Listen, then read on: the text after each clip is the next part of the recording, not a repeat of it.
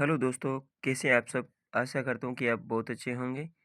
और इस शांति काल के समय में जो ख़ास तौर से जो 3rd ग्रेड और 2nd ग्रेड के जो 1st ग्रेड के जो बच्चे हैं, जो तैयारी कर रहे हैं, जो कैंडिडेट हैं, जो पार्टिसिपेशन है, उनके लिए ये ख़ास तौर से बहुत ही मोस्ट इम्पोर्टेंट क्लास रहने वाली है। मूल किताबें और मूल किताबों का लक्ष्य है हमारा कक्षा 6 से लेकर कक्षा 12 तक की जितनी भी मूल किताबें होगी, हम इस थीम को लेके चल रहे हैं। इस सीरीज़ को लेके चल रहे हैं और आज हमारी इस थीम का दिन है 5वां। और हमने पढ़ लिया है राजस्थान का जो कक्षा 6 की पाठ्य पुस्तक आती है हमारा राजस्थान, इससे संबंधित हम पढ़ रहे हैं। और इसमें हमने पढ़ लिया है राजस्थान एक परिचय, राजस्थान का इतिहास, इतिहास को जानने के स्रोत। इसके बाद हमने पढ़ा इतिहास जानने के स्रोत, राजस्थान में प्राचीन सभ्यता स्थल, आज़ादी से पूर्व राजस्थान सरकार का स्वरूप और राजस्थान का भौतिक स्वरूप। 6 अध्याय इसके कवर अप कर लिए हैं। आज हमारा 7वां अध्याय है जल संसाधन और संरक्षण। इससे देखते हैं कि कितने परसेंट बन पाते हैं।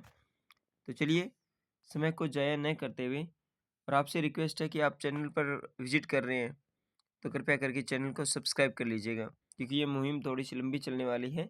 और इसमें हम कक्षा 6, 7, 8 एक स्तर वाइज इस सीरीज को लेके आएंगे।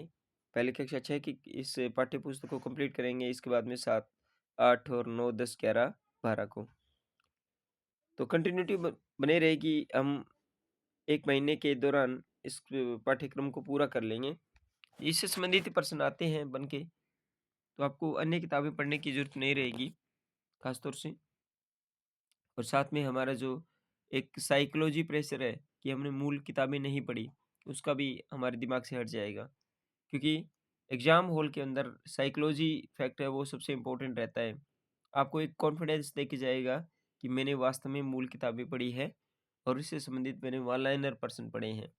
यानी जितने प्रश्न बन पड़ते हैं हर चैप्टर से, उन चैप्टर को हम करवा रहे हैं। तो समय को ज़ाया न करते हुए चलते हैं आगे और पढ़ते हैं आज का एक नया अध्याय। जिस प्रकार से आपको इंटरफ़ेस में दिखाई दे रहा होगा, आज का अध्याय है जल संसाधन एवं संरक्षण। जल संसाधन एवं संरक्षण। इस अध्याय से संबंधित जितने भी प्रश्न बन पाते हैं पढ़ रहे हैं। पहला प्रश्न आज का, राजस्थान में जल विभाजक है। राजस्थान में जो जल विभाजक रेखा है वो कौन है? अरावली पर्वत। दूसरा प्रश्न है आज का, अपवाह्य क्षेत्रों के मध्य उच्च भूमि। अपवाह्य क्षेत्रों के मध्य उच्च भूमि, इसको हम पूरे ज़ोर से पढ़ेंगे। ज़ोर देके जो मैंने इसको लाइन अप किया है, देखिए। अपवाह्य क्षेत्रों के मध्य उच्च भूमि जो वर्षा जल को विभिन्न दिशाओं में विभक्त कर प्रवाहित करती है, उसे कहते हैं जल विभाजक रेखा। राजस्थान में अपवाह्य तंत्र को कितने भागों में बांटा गया है? ये मोस्ट इम्पोर्टेंट है। अपवाह्य तंत्र को कितने भागों में बांटा गया है? तो वो 3 भागों में। पहला है बंगाल की खाड़ी अपवाह्य तंत्र, दूसरा है अरब सागर का अपवाह्य तंत्र और तीसरा है आंतरिक अपवाह्य तंत्र। आज का जो सेशन है वो बहुत ही मोस्ट इम्पोर्टेंट होने वाला है, क्योंकि जल संसाधन से संबंधित हम पढ़ रहे हैं। इसके बाद आगे बढ़ते हैं चौथे प्रश्न की तरफ। राजस्थान की बनास, काली सिंध, पार्वती, बनास, काली सिंध, पार्वती आदि नदियां किस नदी में मिलती हैं? यमुना नदी में। बनास नदी, काली सिंध नदी, पार्वती नदी, ये तीनों ही नदियां हैं वो किस में मिलती है? अ, यमुना नदी में। 5वां प्रश्न आज का, यमुना जल नदी किस में मिलकर अपना जल बंगाल की खाड़ी तक ले जाती है? ये गंगा नदी के साथ। राजस्थान की नदियां वो पहले यमुना में मिलती है, यमुना फिर गंगा में मिलती है और गंगा फिर वहाँ जो बंगाल की खाड़ी तक उनके जल को लेके जाती है। अरब सागर में, मोस्ट इम्पोर्टेंट है, अरब सागर में, अरब सागर में जल ले जाने वाली नदियां कौन कौन सी है? लूनी, माही, साबरमती, पश्चिमी बनास और उनकी सहायक नदियां। अब लूनी, माही, इनके आपको जब नदियों का चैप्टर आएगा तो पढ़ेंगे। कि लूनी नदी है, वो उसकी सहायक नदियाँ कौन-सी है? जोजड़ी, खारी, मिठड़ी, ठीक है? बांडी, ये नदियाँ हैं। ये भी कहाँ लेके जाती है पानी? अरब सागर में लेके जाती है। माही और साबरमती, पश्चिमी बनास, ये भी इसकी सहायक, और उनकी जो जितनी भी सहायक नदियाँ बनती हैं वो सारी अरब सागर में चले जाती है। इसके बाद में ऐसी नदियाँ जो समुद्र में पहुँचकर जल भाग में विलुप्त हो जाती है, कहलाती है आंतरिक प्रवाह नदियाँ। राजस्थान में आंतरिक प्रवाह की प्रमुख नदियाँ कौन-कौन सी है? घग्गर नदी, बाणगंगा नदी, कांतली नदी और शाबी नदी। देखो कितना मोस्ट इम्पोर्टेंट है। राजस्थान में आंतरिक प्रवाह की नदियाँ कौन-कौन सी है? घग्गर नदी, बाणगंगा नदी, कांतली नदी, शाबी नदी। शाबी नदी भी आंतरिक प्रवाह की नदी है। रूपारेल और बेड नदी, ये सारी आंतरिक प्रवाह की नदियाँ हैं।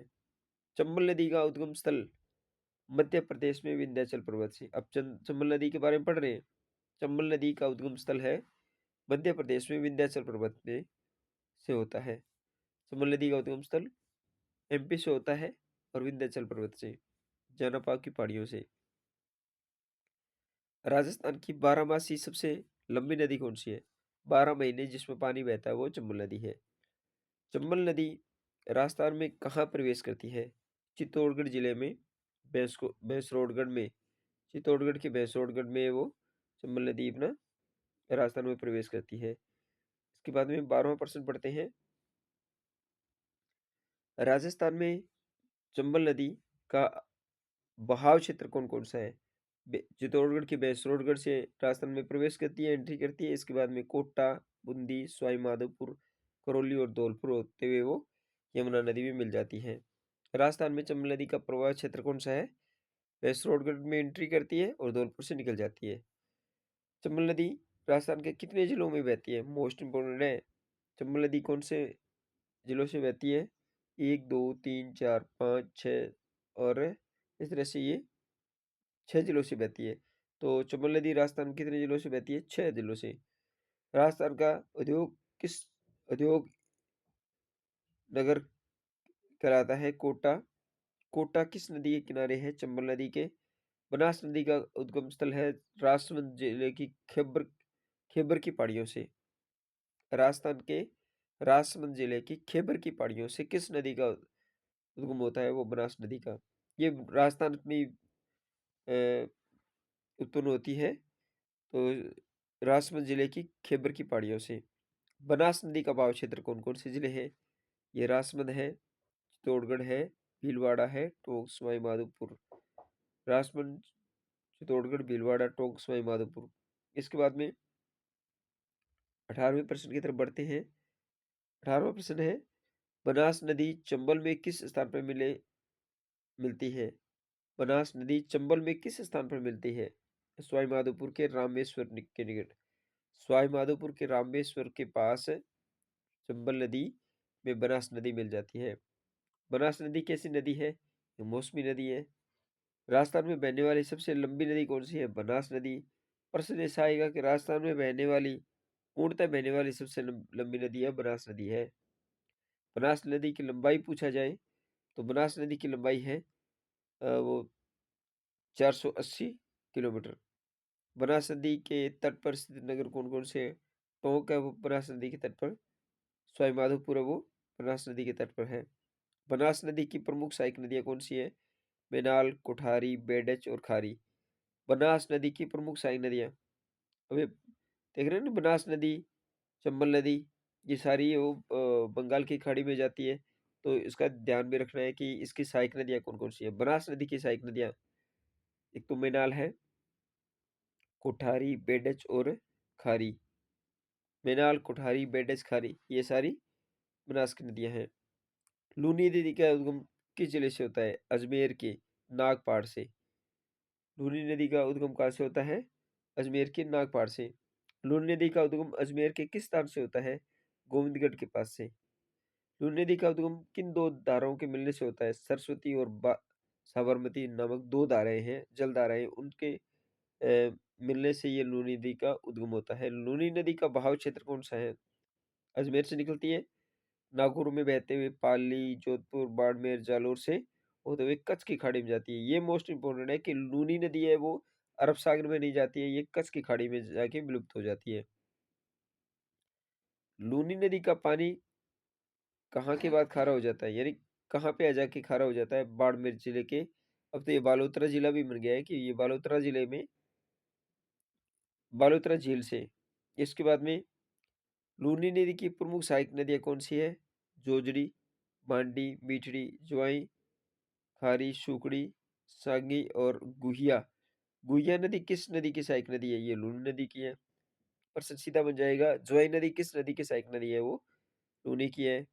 जोजड़ी, मांडी, मीठड़ी, ज्वाई, खारी। माही नदी का उद्गम स्थल कहाँ से होता है? हम पढ़ रहे हैं माही नदी का उद्गम स्थल। माही नदी का उद्गम स्थल कहाँ से होता है? मध्य प्रदेश में विंध्याचल पर्वत से। इसके बाद में माही नदी का राजस्थान के किन 2 जिलों में बहती है? राजस्थान के बांसवाड़ा, प्रतापगढ़ में। मात्र ये माही नदी है, ये यू आकार बनाती है। ये सिर्फ़ बांसवाड़ा और प्रतापगढ़ में बहती हुई वापस यू आकार लेके वापस निकल जाती है। माही नदी की प्रमुख सहायक नदी कौन-सी है? सोम और जाखम, 2 सहायक नदियाँ हैं इसकी। माही नदी अपना जल कहाँ लेके जाती है? खंबात की खाड़ी में। मोस्ट इम्पोर्टेंट है, ये ऐसी नदी है, साबरमती नदी और माही नदी है, ये दोनों ही अ जो जाती है खंबात की खाड़ी में लेके, क्योंकि सोम और जाखम प्रश्न बन सकता है कि सोम और जाखम नदी अपना पानी कहाँ लेके जाती है? अपना जल है वो खंबात की खाड़ी में लेके जाती है। बाणगंगा नदी का उद्गम स्थल कौन-सा जिला है? बाणगंगा तो जयपुर में बहती है। तो ये इसके बाद में पढ़ते हैं अगला प्रश्न। आज का 35वां प्रश्न है कि बाणगंगा नदी का उद्गम कहाँ से होता है? बेराट की पहाड़ियों से, क्योंकि ये जयपुर में बहती है।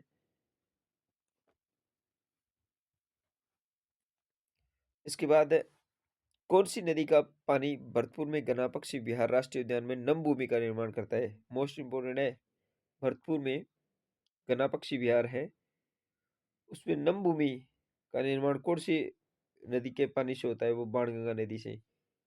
किस नदी को अर्जुन की गंगा कहा जाता है? बाणगंगा को। बाणगंगा को अर्जुन की गंगा कहते हैं।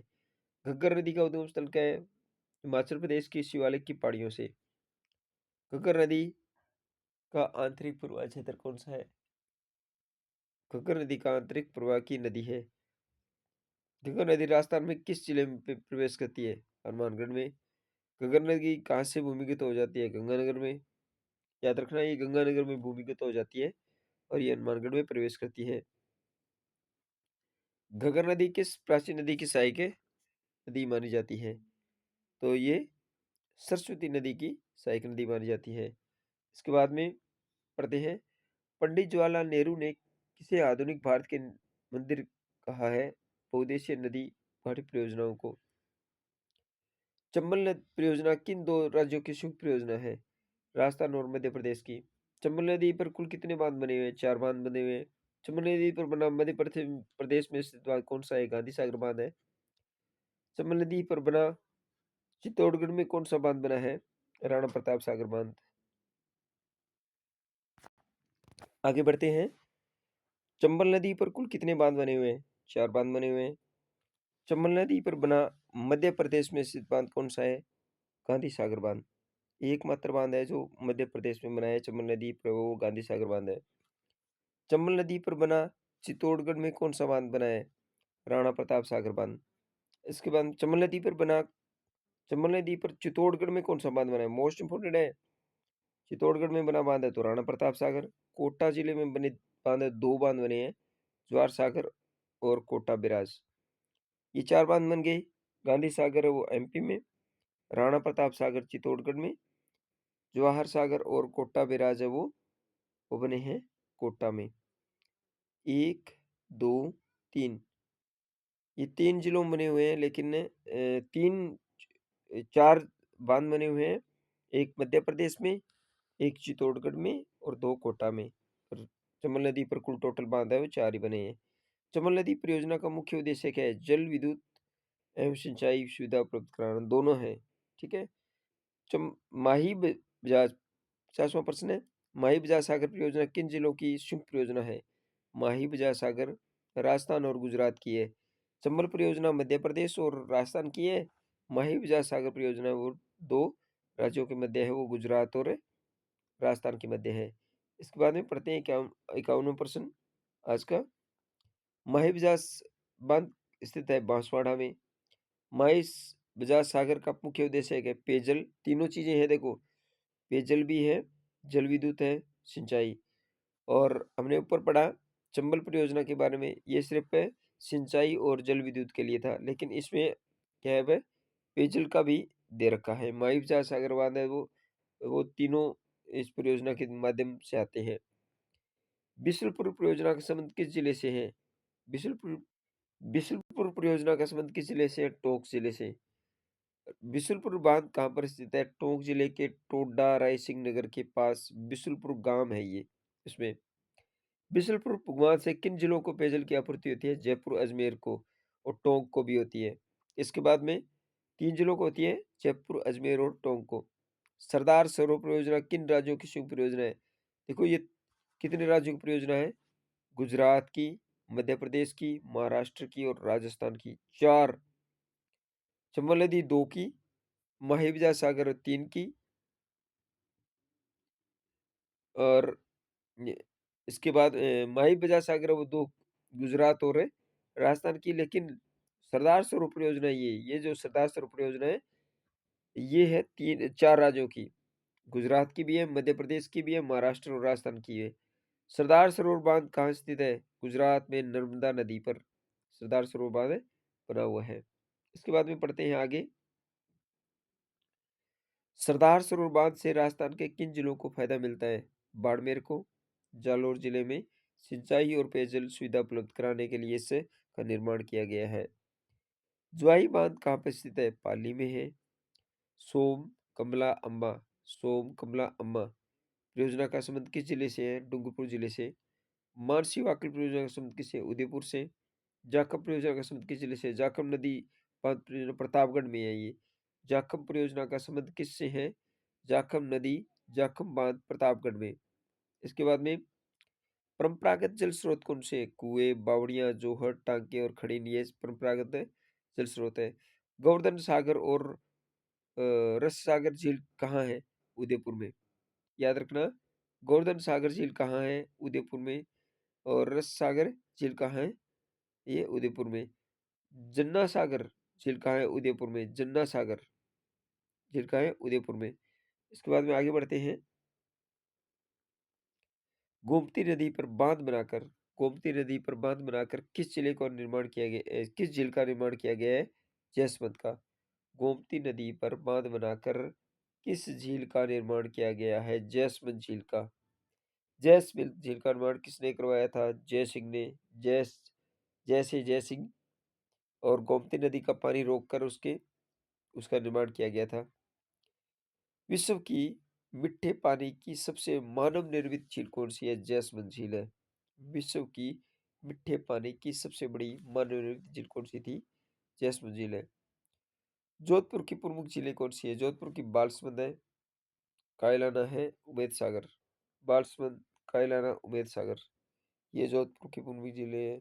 कायलाना झील भी जोधपुर में है, उमेद सागर झील भी जोधपुर में है। जैसलमेर स्थित झील कौन सी है? गढ़सीसर। गैप सागर झील राजस्थान के किस जिले में है? डूंगरपुर में। जैसलमेर में एकमात्र झील है वो गढ़सीसर है। गैप सागर झील है वो डूंगरपुर में है। इसके बाद में कोलाई झील है बीकानेर में।